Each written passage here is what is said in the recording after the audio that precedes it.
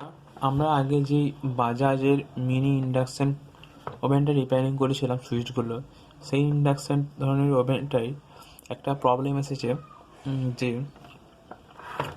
এই ইন্ডাকশানটা যখন স্টার্ট করা হচ্ছে তখন স্টার্ট হচ্ছে না, একদম পুরোপুরি শাট ডাউন। ঠিক আছে বন্ধুরা? আর কাস্টমার কাছ থেকে যখন আসছে তখন কাস্টমার বলছেন যে এই যখন চালাতে চালাতে হঠাৎ করে এর তলার দিকে বাস্ট হয়ে গেছিলো। তো দেখুন বন্ধুরা,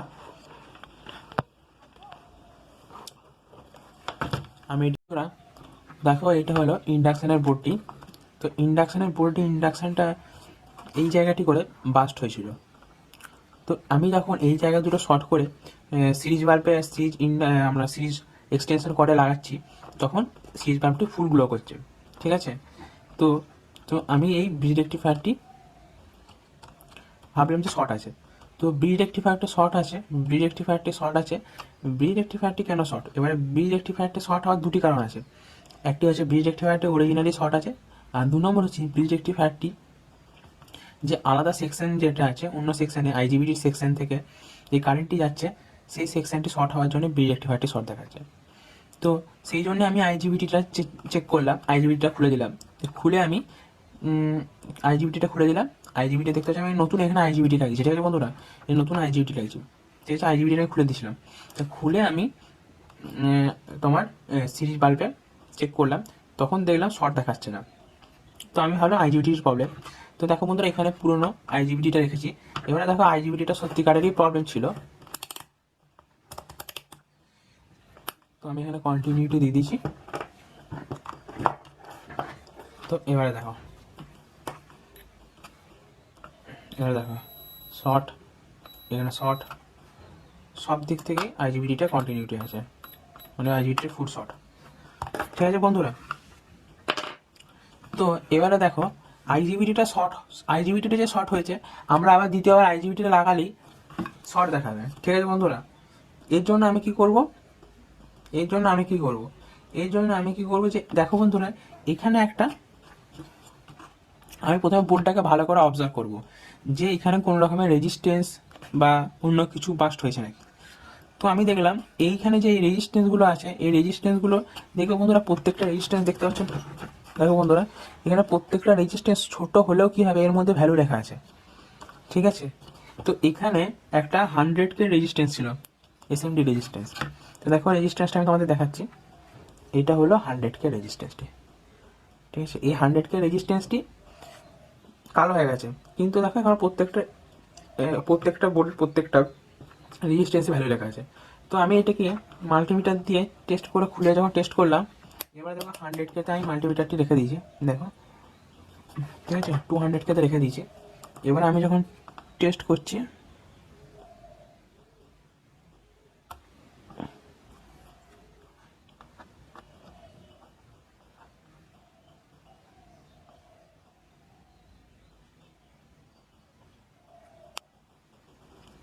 হান্ড্রেড টু পয়েন্ট থ্রি। ঠিক আছে বন্ধুরা? এটা কখনো 102.3 দেখাচ্ছে, আবার বেড়েও যাচ্ছে। ঠিক আছে? তো এই অবস্থায় আমরা কি করব?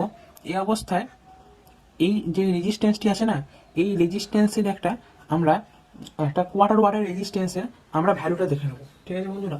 একটা কোয়ার্টার ওয়াটের রেজিস্ট্যান্সে 100K মাল্টিমিটার দিয়ে ভ্যালু চেক করবো। তো দেখো বন্ধুরা, এইটা হলো 100K কোয়ার্টার ওয়াটের রেজিস্ট্যান্স। ঠিক আছে?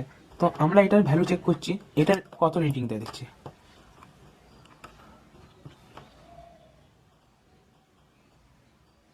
তো দেখতে পাচ্ছ বন্ধুরা,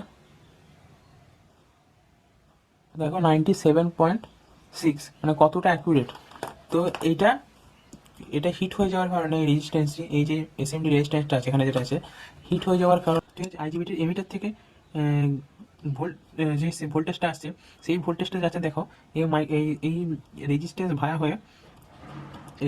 হয়ে দেখো এখানে রেজিস্ট্যান্স আছে, এই রেজিস্ট্যান্স হচ্ছে 0 ohms রেজিস্ট্যান্স, এই ভায়া হয়ে এই যাচ্ছে তোমার 10K রেজিস্ট্যান্স, যে ভায়া হয়ে যাচ্ছে এই তোমার মাইক্রো কন্ট্রোলার। ঠিক আছে? তো মাইক্রো কন্ট্রোলার কি বলছে, যে এই যখন এখান থেকে কারেন্ট কম আসছে, তার মানে এখানে হিটিং কম হচ্ছে। সেই জন্যে মাইক্রো কন্ট্রোলার কী করবে, এখানে এই যে গেট পিন আছে, এই গেট পিনে সাপ্লাই বেশি দেবে। ঠিক আছে, এই নিজের কন্ট্রোলের এ তো বুঝতে পারছে না যে এখানে হিটিং কত হচ্ছে, শুধু ভোল্টেজে বুঝবে যে আমি কত ভোল্টেজ পাচ্ছি, তো আমি কত ভোল্টেজ আউট করবো। সেই অনুযায়ী মাইক্রো কন্ট্রোলার সেই ভোল্টেজটা স্ট্যাবল রাখার জন্য, মানে যেই ভোল্টেজটা আমরা 1 2 3 করে 4 5 করে দিচ্ছি, সেই পালসেটিং ভোল্টেজটা সেইখানে দেবে। তো এই একটি রেজিস্ট্যান্স, এই সেকশনে যদি যে কোনো একটি রেজিস্ট্যান্স নষ্ট হয়ে যায়, তো এখানে আইজিবিটি নষ্ট হয়ে যাওয়ার চান্স থাকতে পারে। তো দেখো এখানে আমি 100K রেজিস্ট্যান্সটা চেঞ্জ করে কোয়ার্টার ওয়াটে লাগিয়ে দিয়েছি, কোয়ার্টার ওয়াটের 100K রেজিস্ট্যান্সটা লাগিয়ে দিয়েছি। তো এখানে দেখো একটা জেনার ছিল 4148, ঠিক আছে, 1N 4148 জেনার ছিল। এই জেনারটি ভালো ছিল, তুমি জেনারটিকেও চেঞ্জ করে দিয়েছি, ঠিক আছে।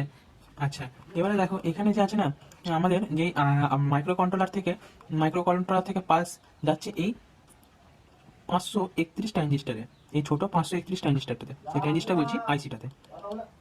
এ আবার এই এই পালস সেটিং ভোল্টেজটিকে, এই পালস সেটিং সিগন্যালটিকে পালস সেটিং ভোল্টেজে কনভার্ট করছে, ঠিক আছে।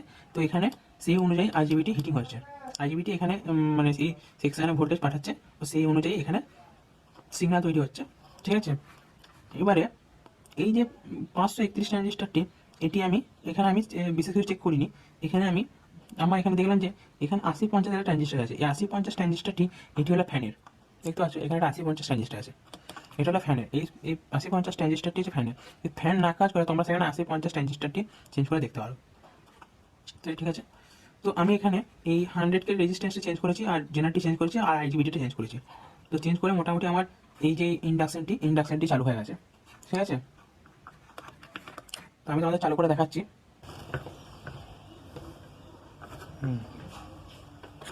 তো দেখো আমি এবারে তোমাদের চালিয়ে দেখাচ্ছি।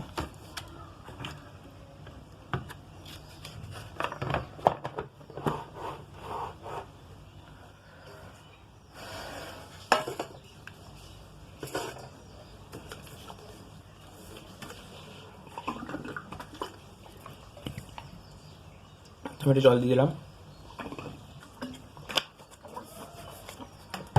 এবারে দেখো বন্ধুরা, এখানে আমি সকেটটি লাগিয়ে দিয়েছি, আমার চালু হয়ে গেছে। এবার আমি অন করে দিলাম।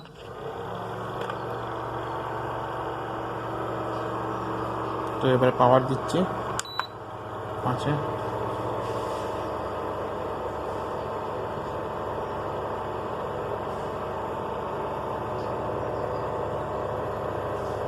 দেখো বন্ধুরা, জল ফুটতে শুরু করে দিয়েছে।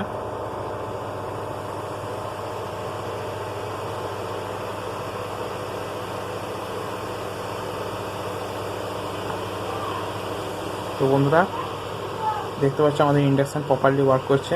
আজকের মতো এখানেই।